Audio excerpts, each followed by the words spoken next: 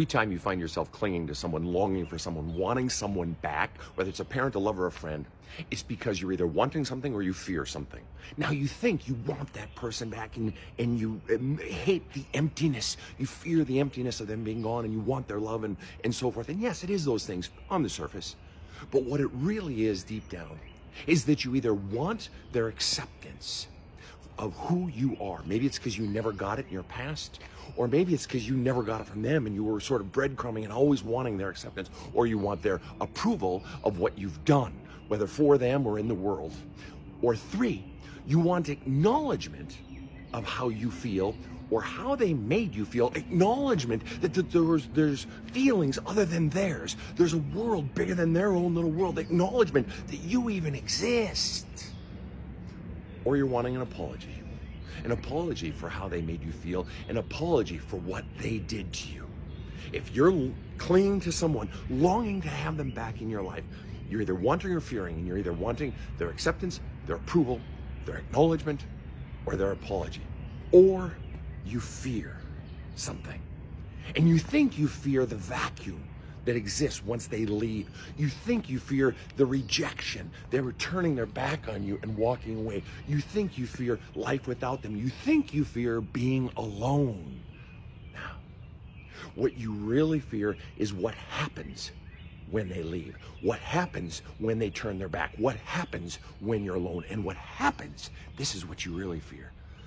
All those voices from your past rise up and they rush into your head and they turn in your head. Those voices that you were taught way back then. See, you're a loser. See, you're no good. See, you're not wanted. See, you're not wantable. What you really fear is the turning and the churning and the churning and the churning of those voices in your head that you were taught about yourself. And this is why I teach you guys. You gotta get this shit out of you. The pain, the fears, the bullshit beliefs you were taught about yourself. It's not just the pain. You can't just cry this out. You can't just exercise this out or yoga this out. You have to give words to not just the pain that was done and the fears that instilled, but underneath all of that. And this is what my book is for, to get down underneath all of that, the beliefs that they pressed into the wet cement of your young soul as a child. Because it's those beliefs that you've learned about yourself that you can't even see. It's those beliefs that are doing the real fucking damage. You have to drill down to that, because those are the beliefs that rise up in your head and churn and churn and churn. Those are the beliefs that you've been avoiding. It's acceptance, it's acknowledgement, it's approval, it's apology, and it's also avoidance. These are the reasons that you're clinging. You want and you fear. Do you see yourself in this? And when do you have the balls to finally stop running from that tidal wave of all your fucking pain and all your past, and finally let it wash over you, and finally flush out of you? Journaling, counseling, writing letters you never send. All of this is ways of getting it out, and you become lighter and you become freer, and you finally begin to smash that cement with all its bullshit messages that you were taught about yourself, and you finally get down to the bedrock of who you really are. And you have clarity, and you have confidence, and you have courage. When? Have a kick-ass day. I'm starting to notice things I never saw before.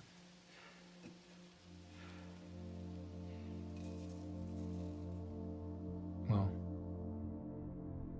maybe I saw them. I just wasn't paying attention.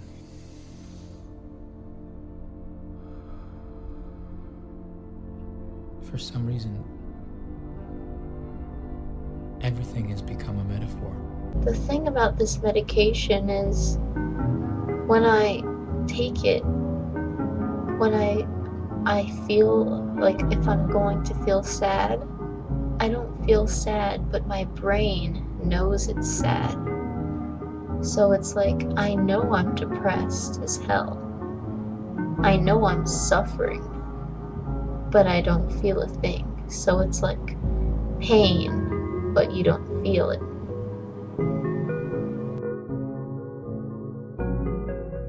I'm not crazy, motherfuckers. I'm just not you.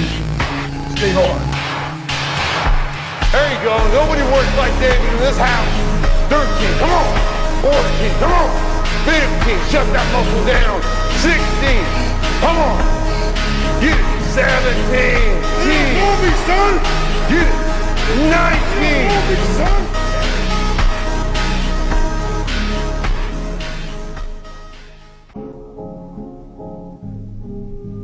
Who are you when you're not performing for everyone else? There's so much I want to say, but I don't know where to start.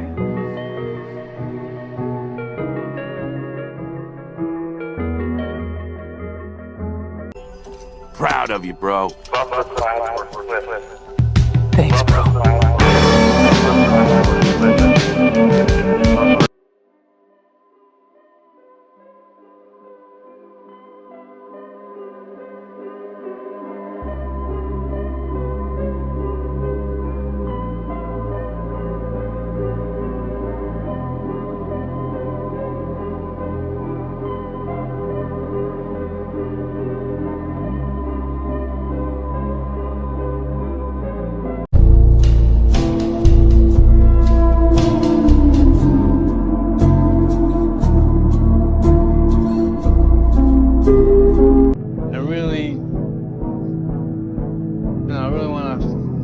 I got some bad ideas in my head. I just can't. Loneliness has followed me my whole life. Everywhere. Bars and cars. Sidewalks, stores, everywhere. There's no escape. I'm God's lonely man. It's 2 a.m. right now. No one here. Mano to mano, me and you. And where we want to go tomorrow. 2 a.m. What I love about 2 a.m. is that we're not living by the clock, man. Just because the clock says it's 10 o'clock time to go to sleep or 9 to 5 time to go to work. That's bullshit. If you're in bed right now and you're rolling around, you can't fall asleep, get the fuck up. Probably means you haven't done an honest day's work to earn that rest at night. 2 a.m. Not a fucking person's here. I can scream my fucking ass off. No one hears from me. I can cry. I can shit myself. I can put an honest day's work in here that more than anyone does in a week. And no one sees it. Because it's supposed to be that way. This is the fucking means to the ends. It's not the ends. All those motherfuckers that come in here with their hair done, the makeup, you know, these guys come in with shirts to be seen, missing the fucking point, man. Missing the point. You're not in here to get an achievement. You're in here to pay your fucking dues so later in life you never wonder what if. You don't need to say I gotta burn the midnight oil so I don't stay awake in the midnight hours wondering this. We just erase that out of the equation.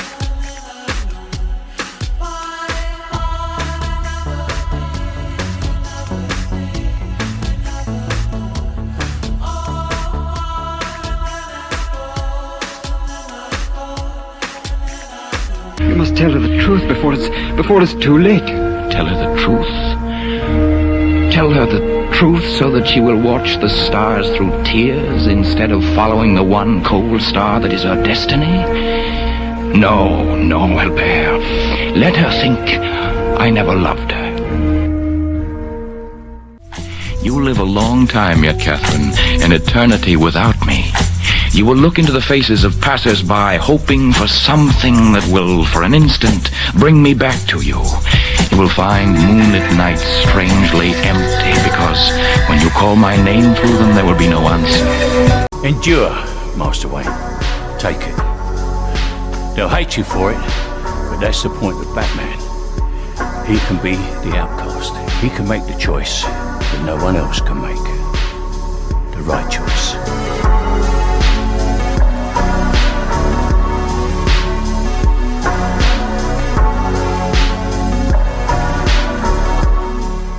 Because I actually relate to those lonely men type characters that I watch in the movies that I have. Taxi Driver, American Psycho, Drive, Blade Runner 2049.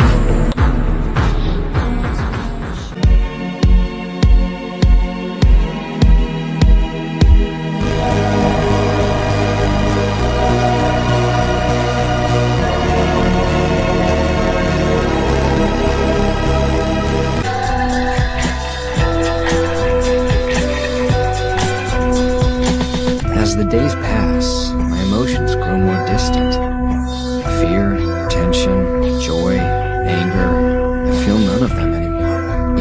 also something that's essential for being human.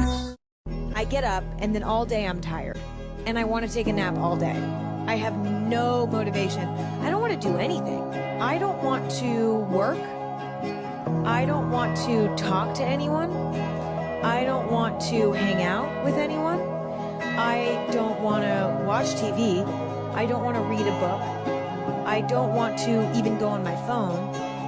But also I'm bored.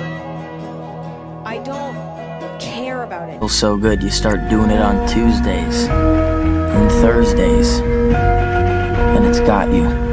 It's absurd. The search for God is absurd. It is if everyone dies alone. Does that scare you? I don't want to be alone.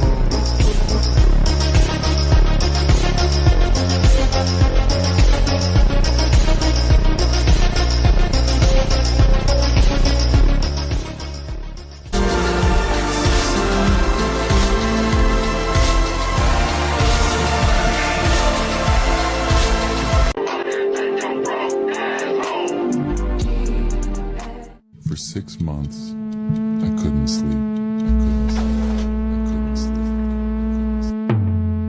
I wish there was a way to know you're in the good old days before you've actually left them.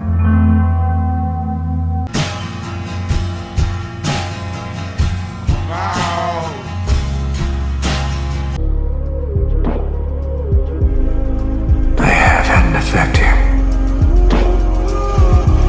but not the one I intended. Vengeance won't change the past. Mine or anyone else's.